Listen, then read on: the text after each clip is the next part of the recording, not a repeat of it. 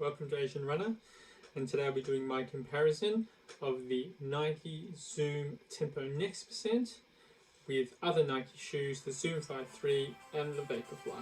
Let's go.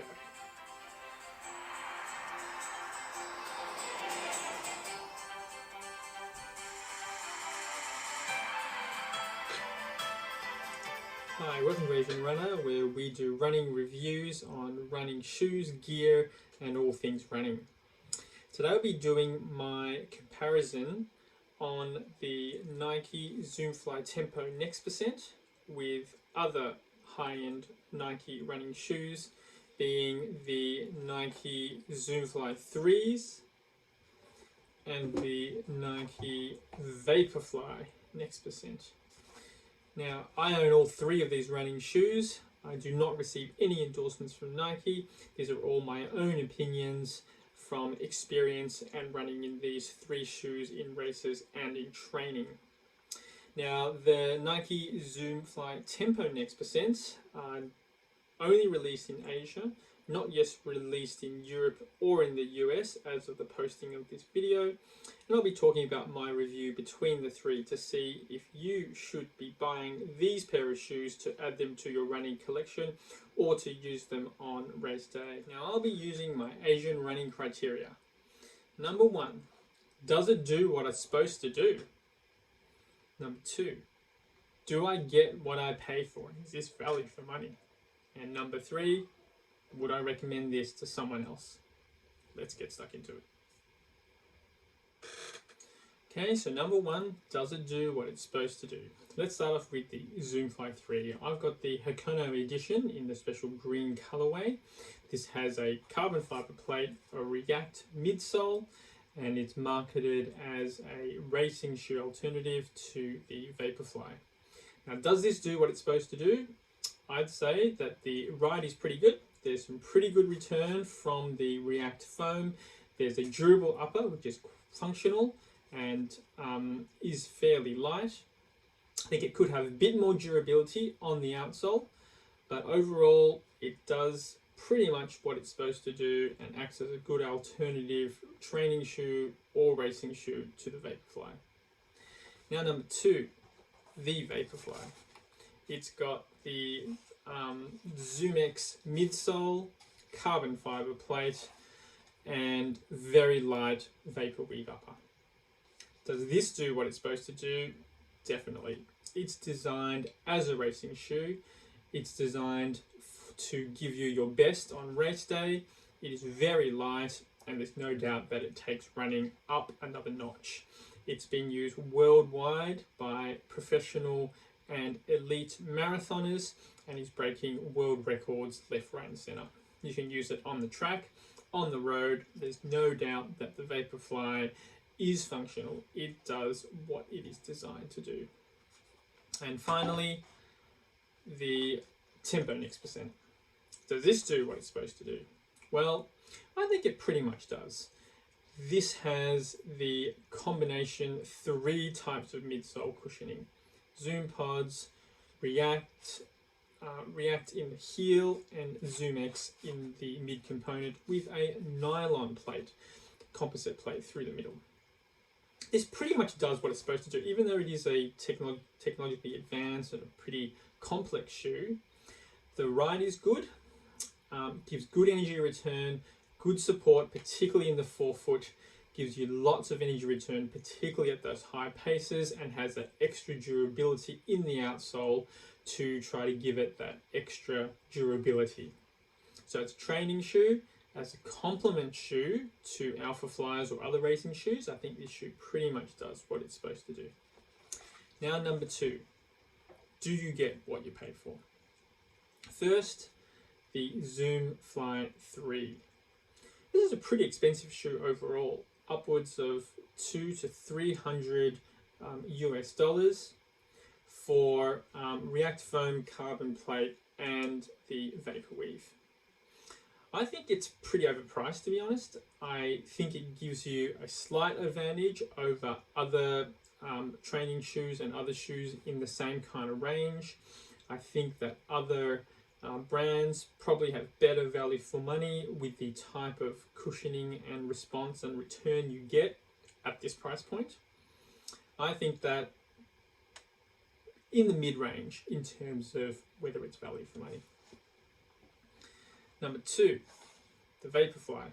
Is this value for money? Well, I think it entirely depends on what you're willing to pay for. These shoes are expensive. They're fairly hard to get as well. And for the mid-range, average or casual runner, I don't think it's going to improve your times by that much.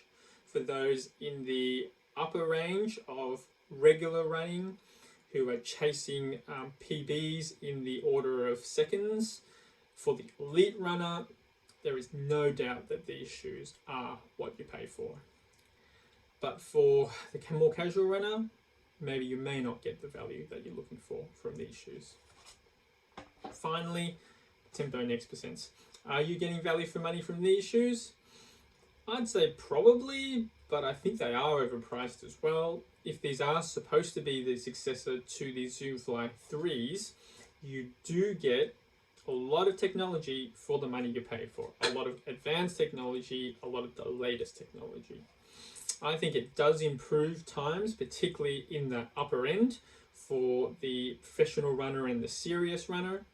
For the casual runner, for the runner that does the run maybe once a week, I think it won't give you the value that you're after.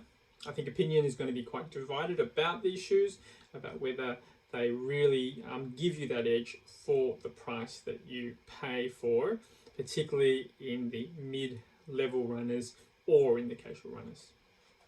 And finally, would I recommend this shoe to someone else?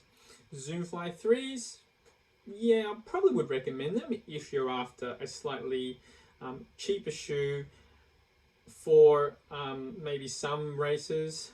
If you're using this as a training shoe, maybe for long runs, some speed work maybe, but I wouldn't necessarily be recommending this shoe at the price that you pay for it. Next, the Vaporfly. I would totally be recommending these shoes if you are an elite runner or a high-end regular runner. These shoes definitely give you that edge. And for those of you who are chasing those times, let's say a 38-minute 10K, a 20-minute 5K, a 1.5-hour marathon, a half marathon, 3-hour marathon, then these are the shoes that are going to get you there. If you don't wear these shoes, it's almost like, you'll be at disadvantage from other runners that are racing in the same race. But on the more serious side though, these aren't the only shoes that are out there. There are plenty of now alternatives to Nike's range, which may also give you an edge as well. But would I recommend these shoes to someone who is serious about running? Definitely. Would I recommend this shoe to a casual runner? No way. They're overpriced and they're not going to give you the edge that you think they're going to edge. The shoe is not going to be the thing that is going to help you if you're just the casual runner. And finally, the Tempo Next percents. Would I recommend this shoe to someone? Well, once again, I think it depends.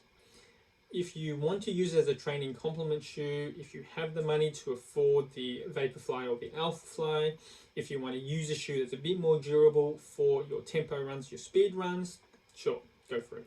I think that they are expensive, but I think that they can give you a bit extra for those speed and tempo work training. If you're a casual runner, I think it can give you a bit of an edge. I think that it's nice to know you're wearing the latest technologies, but if you look at my bad review of this shoe, there are a lot of negatives of this shoe as well, which you need to think very carefully if you are that casual runner. So that's my three-way comparison of these shoes. Ultimately, which one would I recommend? Well, if it's for training, if it's for speed work and tempo work, these shoes are good. These shoes will do the job. They're light, got excellent cushioning, excellent return, and latest technology. Zoomfly 3s, I think, are on the way out. They're pretty good shoes. They're going to be discounted pretty soon. I think Nike's going to phase them out because they do have some technologies, but overall they're an aging shoe, of which there are newer technologies out now. Vaporflies though, I think these shoes are going to be around for a while. These shoes have been popular amongst runners. They're probably going to make some small changes to make it Vaporfly 2.0, 3.0, but overall runners really love this shoe. I think some runners are a bit edgy about the Alpha Flies, being that maybe they are adding a bit too much technology, but Vaporflies people are very comfortable with, and they are now proven on the track and on the road to be an excellent shoe to help those runners get those PBs. I think these shoes are going to be around for a while, and these are real landmark running shoes that are going to be popular for a very long time. So that's my three-way review. Hope you've enjoyed it. Please write some comments. I'd love to interact with the running community to see your thoughts about my review and about these shoes as well. And as always, go Asian, go Run.